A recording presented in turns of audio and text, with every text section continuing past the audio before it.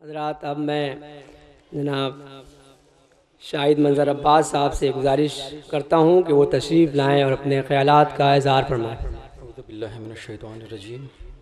बिस्मिल्लाहिर्रहमानिर्रहीम। अल्हम्दुलिल्लाहि रब्बिल आलमीन वस्सलातु वस्सलामु अला रसूलिहिल करीम व आलिहित ताहिरीन। मुअज़्ज़िज़ हज़रात व सदर मोहतरम, अस्सलामु अलैकुम। सबसे पहले मैं बज़्म नहजुल बलागा नहजुल फ़लाह की जानिब से जो मुझको मदऊ किया गया है, मैं उनके अराकीन का तहे दिल से शुक्रगुज़ार हूँ। मुझको डॉक्टर बाक़र इमाम साहब ने जब फ़ोन किया था तो मुझसे ताकीदन ये कहा था कि 15-20 मिनट का टाइम आपके पास रहेगा, उसमें आप अपनी बात कर सकते हैं। तो मैंने उस वक्त उनसे फ़ोन पे ही कहा था कि 15-20 मिनट का टाइम बहुत मुख्तसर होता है। वक्त की अहमियत बताने के लिए वक्त ज़रूरी होता है। बहरहाल मैं कोशिश करूँगा कि मुख्तसर अल्फाज में बात करूँ, और अगर 15-20 मिनट से ज़्यादा हो जाए तो थोड़ा सब्र कीजिएगा। कोशिश ये रहेगी कि कोई नामौजू बात ना की जाए। जो हमारा टॉपिक है, जो उन्वान है, उसी के दायरे में रहते हुए बात की जाएगी।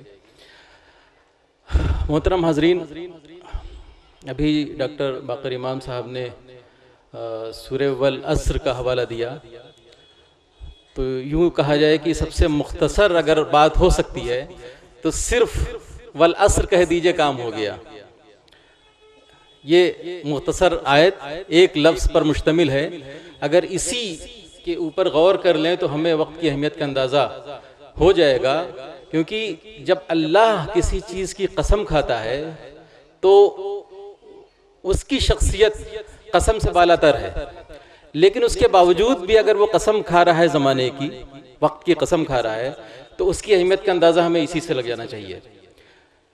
ये पूरी सूरा जो है, एक तरह से अगर गौर कीजिए तो एक ज़िंदगी का एक मंशूर है, कॉन्स्टिट्यूशन है कि वक्त की अहमियत को मद्देनज़र रखते हुए अगर आप ईमान लाते हैं और आमाल सालेह अंजाम देते हैं, उसके बाद आगे भी है कि जो हक़ और सब्र की तलक़ीन करते हैं, तब हम मुनाफे में रहेंगे, नहीं तो घाटा ही घाटा है।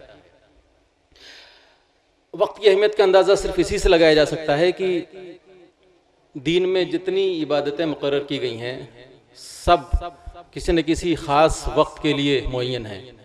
चाहे नमाज का वक्त हो, चाहे रोज़े का हो, या हज का हो, इस तरह की जितनी इबादतें हैं। बल्कि एक इबादत तो इतनी अहम है कि अगर ज़रा सा चूक जाएंगे तो 1000 महीनों की इबादतों को खो देंगे आप, उससे भी बेहतर वक्त को खो देंगे आप।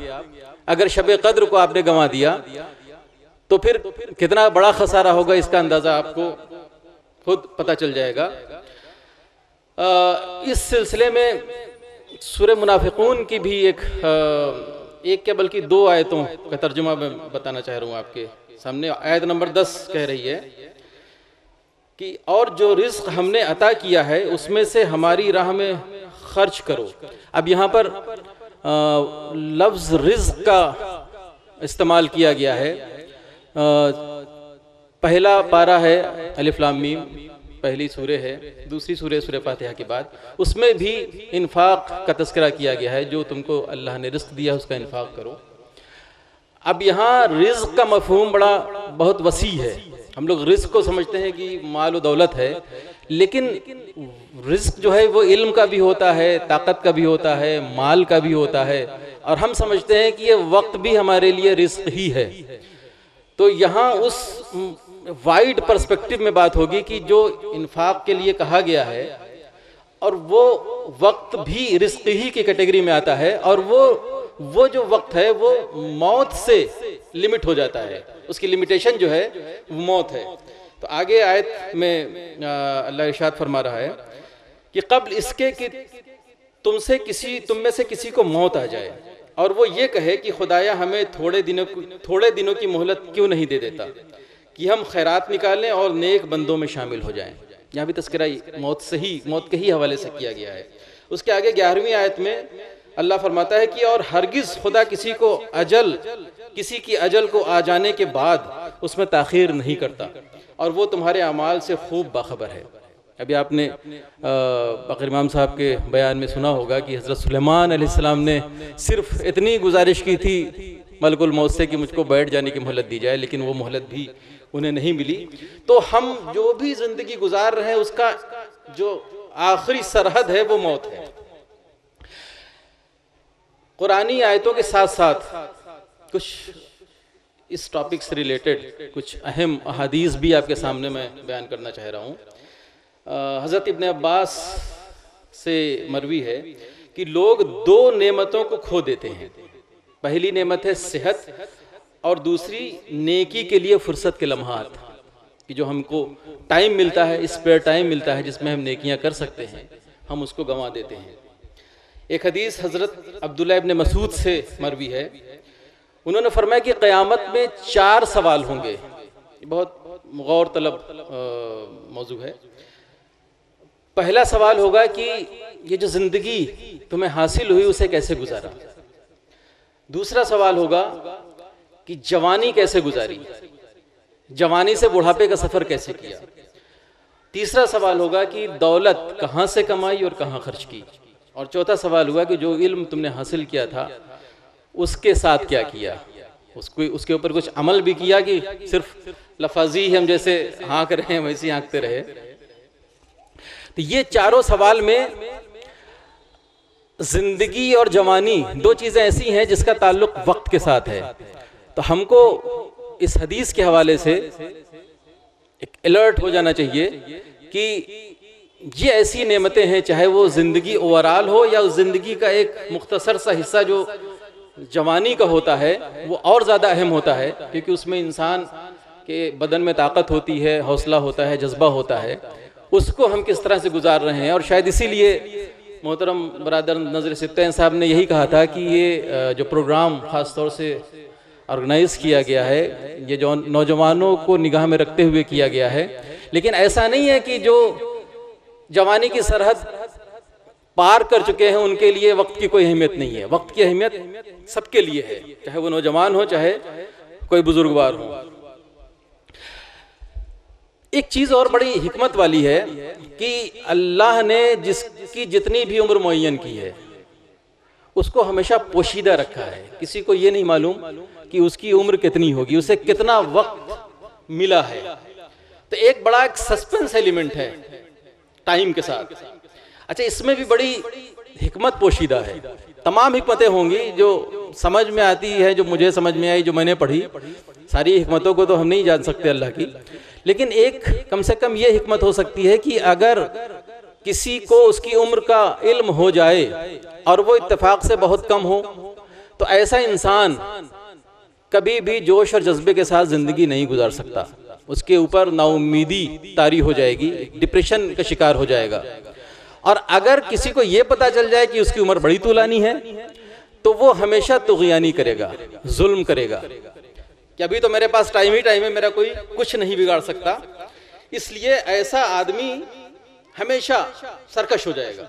तो ये भी हमारे लिए एक सस्पेंस का एलिमेंट जो रखा है वो इस वजह से रखा है कि हम किसी भी स्टेज के ऊपर ठंडे होकर ना बैठ जाएं। हमें मालूम ही नहीं कि हम अगले पल हैं या हमें 100 साल रहना है।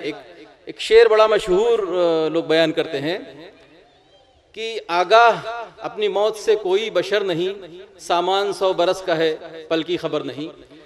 ये पल की खबर ना होना एक तरह से नेमत है हमारे लिए, वरना अगर हमको खबर मालूम हो जाए तो हम फिर हाथ पैर ढीले छोड़ देंगे। तो ये भी एक तरह से हमारे लिए एक तोहफा है अल्लाह का। वक्त के बारे में बहुत सी चीज़ें हैं। ये तो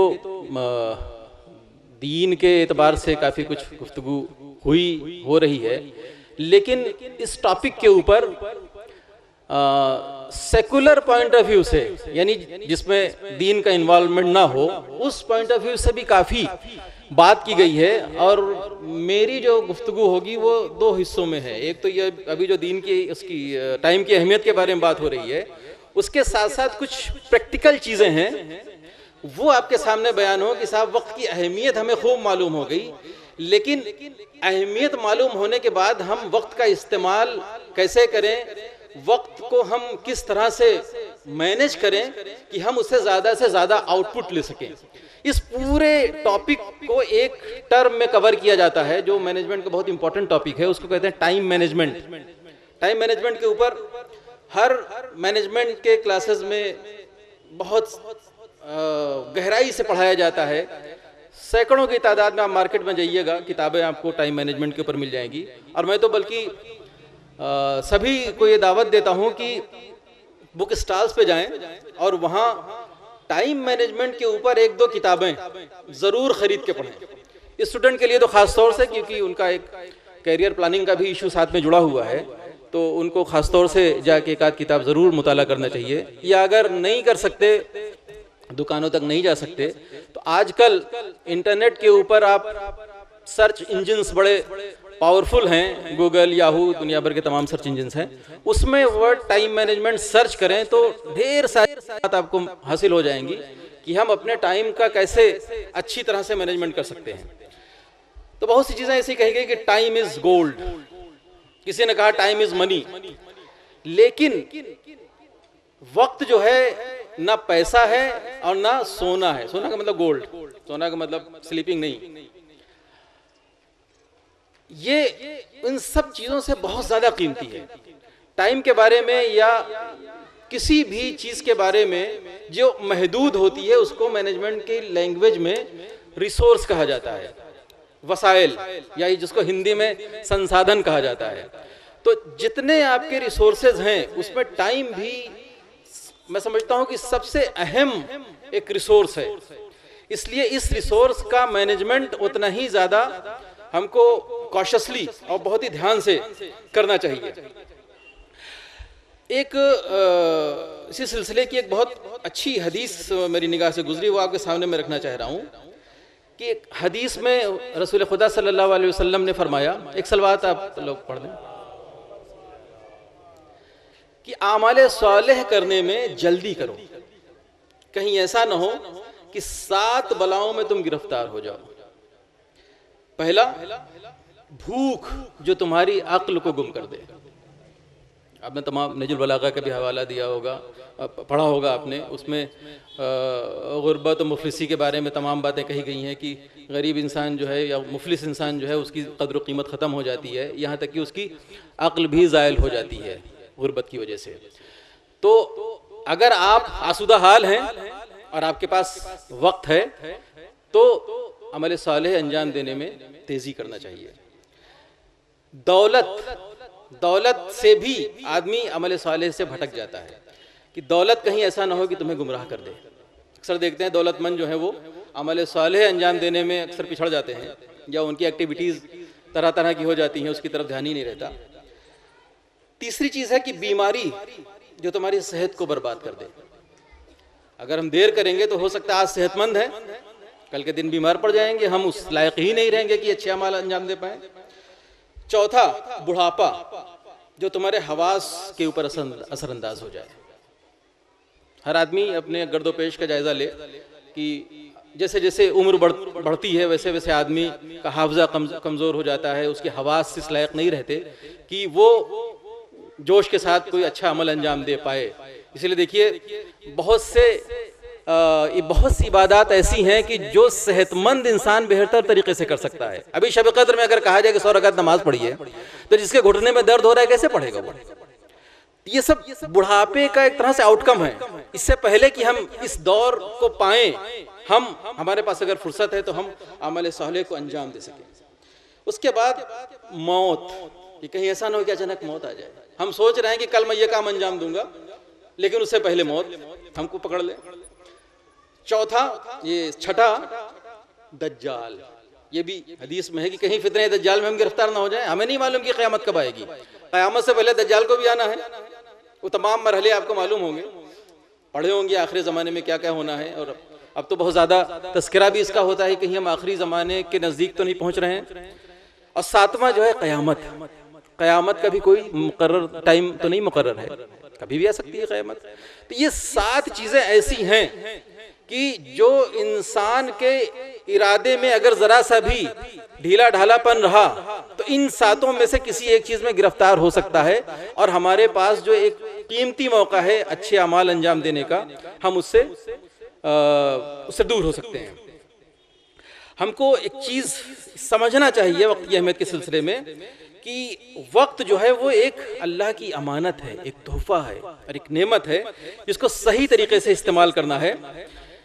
हम वक्त के साथ पैदा हुए हैं और वक्त के साथ ही जिंदगी बसर कर रहे हैं। तो एक तरह से देखा जाए तो जिंदगी जो है वो is equivalent to time. Life और वक्त इन दोनों को अलहदा नहीं किया जा सकता। हम वक्त की बात कर रहे हैं तो अगर वक्त की जगह पर हम लफ्ज जिंदगी रख दें तो वो भी उतना ही सही होगा, क्योंकि हम वक्त के साथ ही जिंदगी गुजार रहे हैं।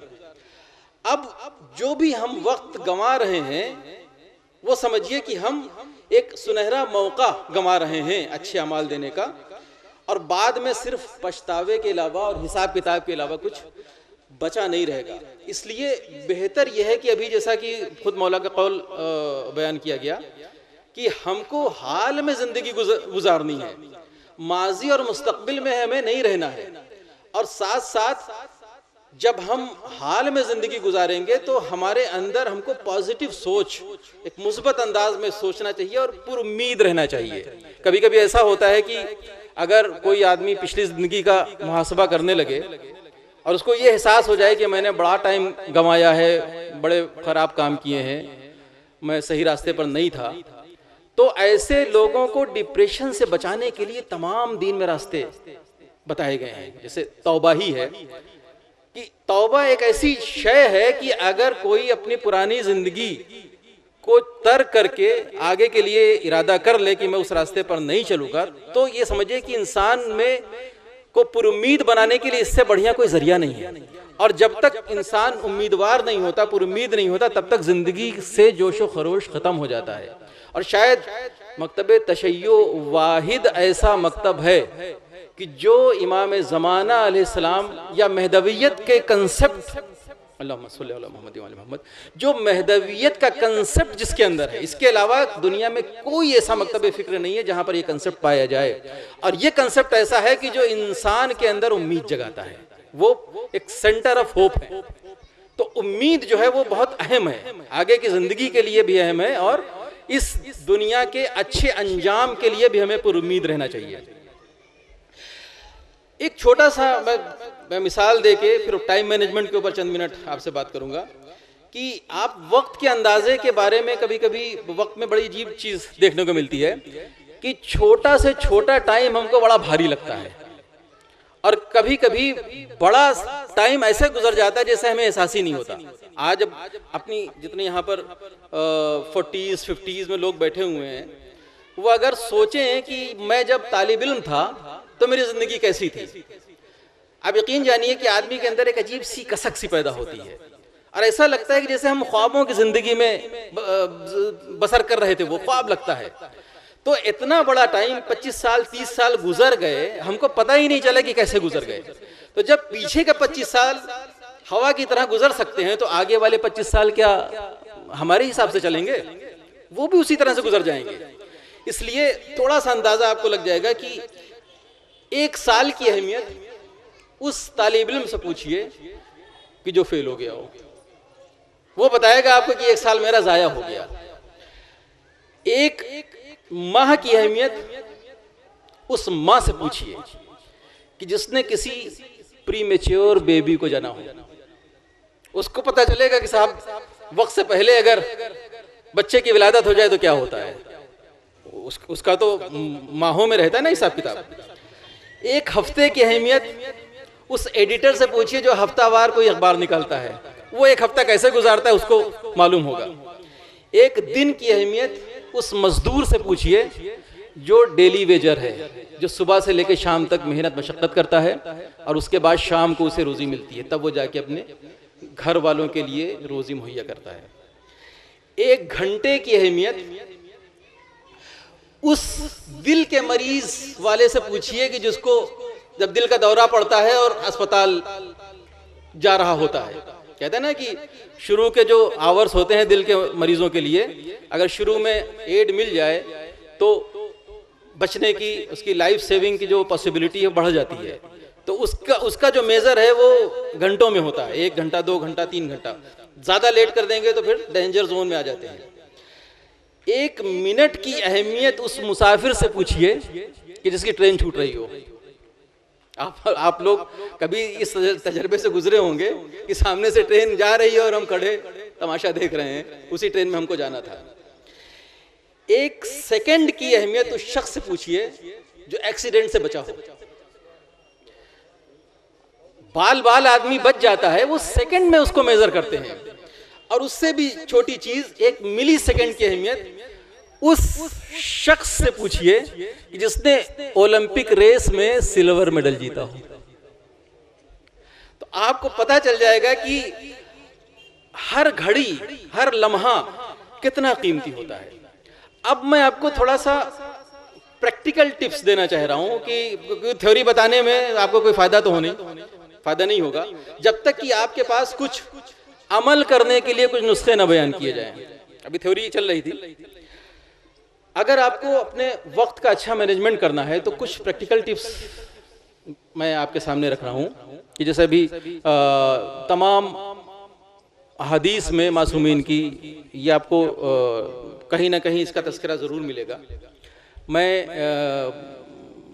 हदीस के निगाह से नहीं इसको बयान कर रहा हूँ, एक मतलब सेकुलर स्टडी के तौर पर कि ऐसी चीज़ें जो हैं वो हर जगह पढ़ाई जाती हैं कि किस तरह से अपने टाइम को मैनेज करें। तो पहला काम तो आपको ये करना है कि अपने कामों को प्रायोरिटाइज कीजिए, प्रायोरिटी फिक्स कीजिए, जिसको हिंदी में प्राथमिकता कहते हैं। कौन सा काम जो है उसको टाला जा सकता है और कौन से कामों को पहले किया जा सकता है, ये आपको तय करना है। दूसरा काम आपको गोल सेटिंग करनी है। आपको अपनी जिंदगी के अहदाफ तय करने हैं और गोल सेट करने में भी आप अपने गोल्स को 3 हिस्सों में कम से कम बांटिए।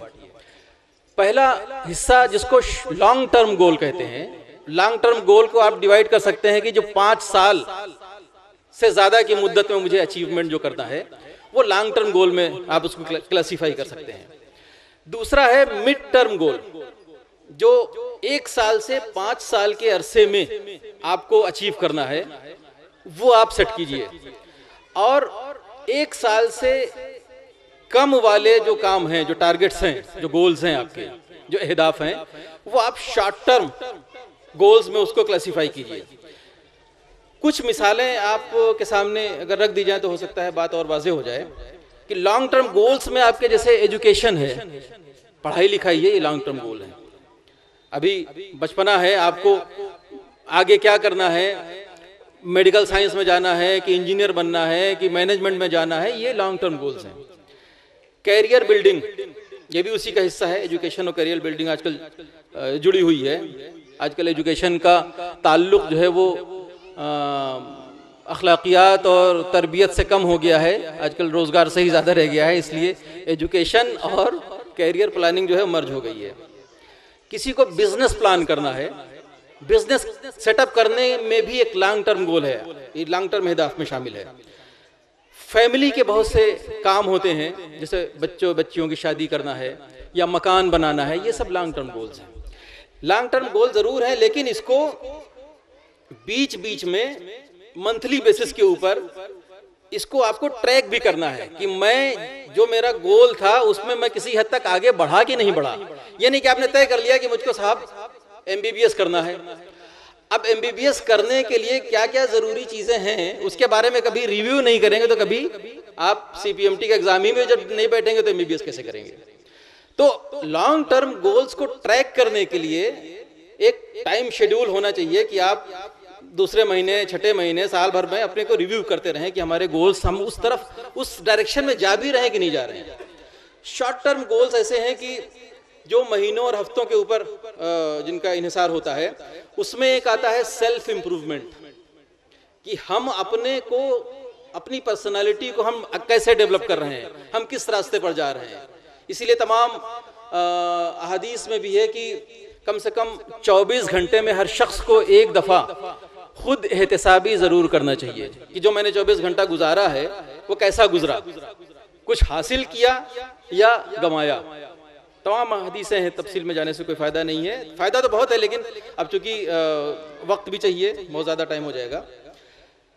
हेल्थ, आपकी सेहत भी एक शॉर्ट टर्म गोल है, और स्पेशली जब आप 40 साल के हो जाएं तब तो हर वक्त आपको चौकस रहना चाहिए। जिस तरह से एक मशीनरी होती है कि जब पुरानी हो जाती है तो मैकेनिक के पास अक्सर ले जाना पड़ता है, उसी तरह से एज बढ़ने के साथ साथ आदमी जो है वो डॉक्टर, फैमिली डॉक्टर तलाश करने लगता है कि भाई एक ऐसा डॉक्टर हो जो मेरे मिजाज को समझ सके।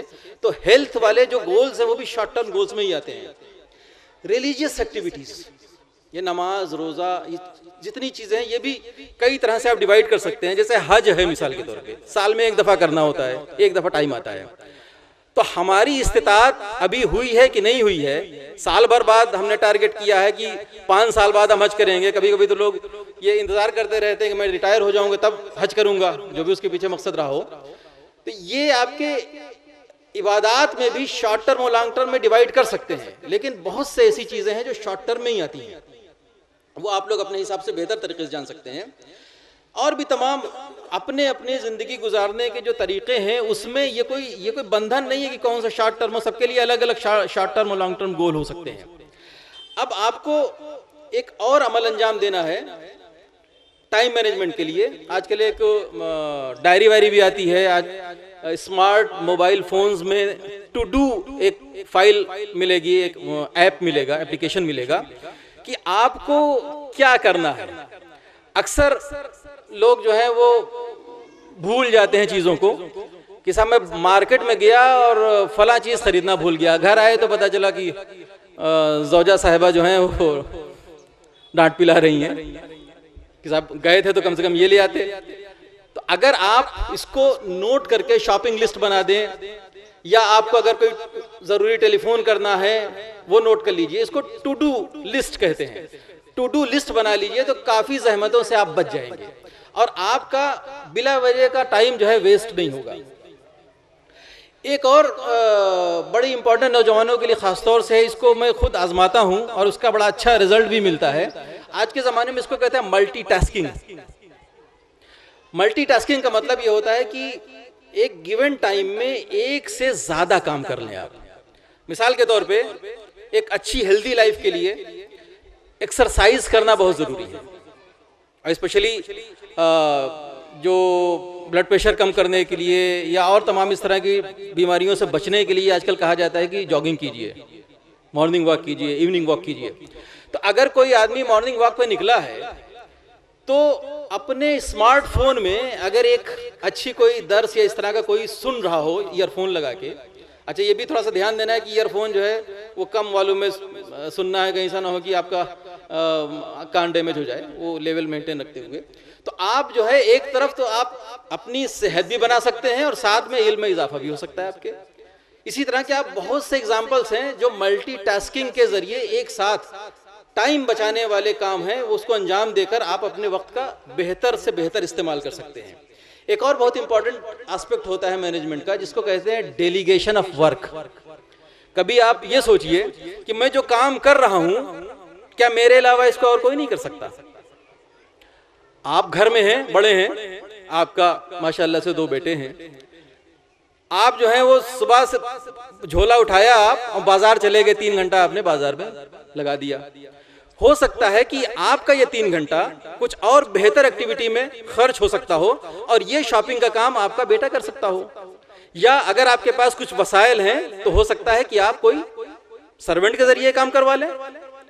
आखिर आदमी पैसा क्यों कमाता है? पैसा इसी वजह से कमाता है ना कि उसका एक बेहतर इस्तेमाल करें। तो अगर आप हर जगह अपना काम करना कोई बड़ी तोहफगी की बात नहीं है कि साहब मैं ही अपना काम, मैं ही कपड़ा भी अपना धो रहा हूँ, मैं भी शॉपिंग भी कर रहा हूँ, मैं ही प्रेस भी कर रहा हूँ, ये कोई बहुत तोहफगी का काम नहीं है। अगर अल्लाह ने आपको रिसोर्सेज दिए हैं, वसाइल दिए हैं, तो आप उसको डेलीगेट कर दीजिए ताकि आपका कीमती वक्त जाया ना हो। तो हम कोई काम करें तो देखें कि कोई काम डेलीगेट हो सकता है कि नहीं हो सकता है, और डेलीगेशन जब करे तो पूरी अथॉरिटी के साथ कीजिए। ये नहीं कि टालने के लिए डेलीगेशन कर दिया, उसको बाकायदा एग्जीक्यूशन हो जाए उस डेलीगेशन का। कभी कभी होता है ना कि हमने फला काम दे दिया कि बेटा तुम कर लेना, अब उसने उस काम को अंजाम दिया या नहीं दिया इसकी कोई खबर नहीं है। तो अगर आपने डेलीगेशन किया है तो उसको ट्रैक भी कीजिए कि एग्जीक्यूट हो गया है कि नहीं हो गया है। एक बहुत इंपॉर्टेंट इशू है जो आज के ज़माने में बहुत ज़्यादा अहमियत का हामिल है, वो है कि जो इंटरप्शंस और टाइम वेस्टर्स इन एक्टिविटीज़ से आपको बचना है। आज के ज़माने में एक छोटी सी मिसाल दें, लोग बात करते हैं कि साहब डॉक्टर के यहाँ अपॉइंटमेंट से जाइए, वकील के यहाँ अगर आपको जाना है तो पहले से टाइम ले लीजिए, टाइम स्लॉट तय कर लीजिए। ये सिर्फ डॉक्टर और ऑफिसर और वकील से मिलने के लिए ये चीज़ नहीं है, बल्कि मैं समझता हूँ कि हमारी अपनी सारी जिंदगियों में ऐसा होना चाहिए कि अगर हम किसी अपने देरीना दोस्त से भी मिलने जा रहे हैं तो फोन करके पूछ लीजिए कि भाई तुम्हारे पास टाइम है, मैं आ जाऊं। ऐसा अगर आप करेंगे तो उसके लिए जिसके यहाँ आप जा रहे हैं मिलने के लिए उसको जहमत नहीं होगी।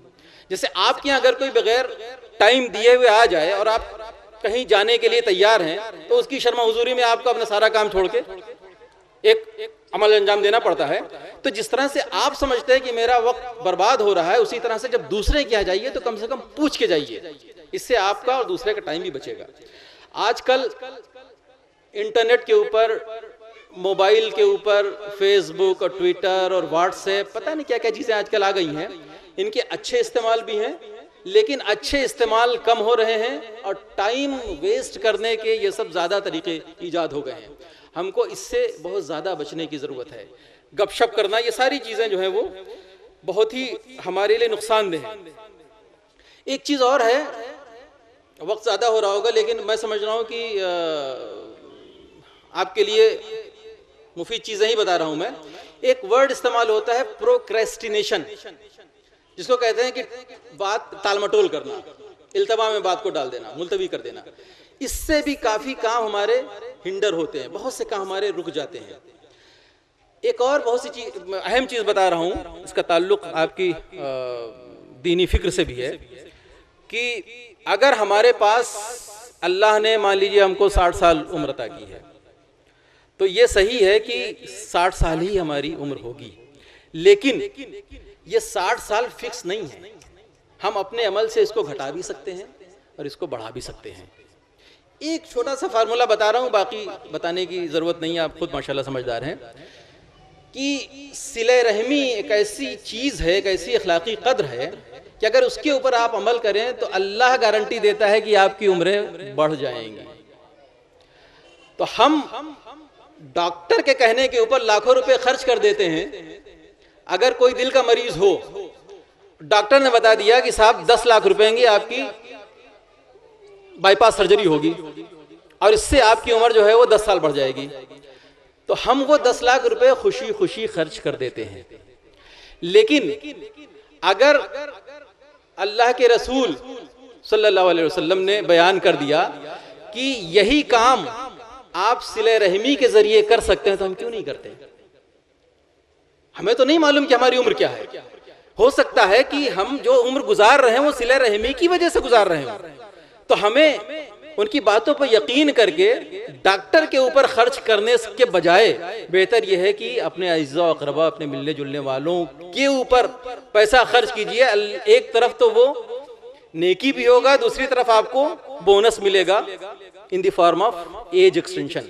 इसके ऊपर बहुत तवज्जो देने वाली बात है। आखिर में एक मौलाए कायनात हज़रत अमीरुल मोमिनीन अलैहिस्सलाम का एक वसीयतनामा है जो बहुत मशहूर है।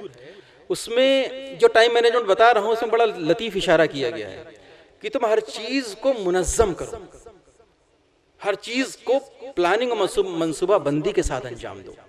तो ये जो सारा मैनेजमेंट का प्रिंसिपल है, ये एक बड़ा ही खूबसूरत लफ्ज़ इस्तेमाल कर दिया मौला ने कि इसी में सारा मैनेजमेंट समो दिया है। सभी को मैं समझता हूँ कि इस वसीयतनामे को ज़रूर पढ़ना चाहिए। और आखिर में इससे रिलेटेड, ये सिर्फ तकारीर और ये इसका असर बहुत कम होता है। 1 घंटा अगर कोई आदमी तकरीर कर ले तो 1 घंटे बाद अगर आप पूछेंगे कि मुकर्रिर ने क्या कहा तो शायद 5 मिनट में भी उसे बयान न कर पाएँ। तो सुनने का असर बहुत कम होता है। कोशिश कीजिए कि कुछ वक्त निकाल के, जब इतना आप टाइम मैनेजमेंट कर लेंगे तो आपके पास अच्छा खासा टाइम स्टडी के लिए भी निकल आएगा।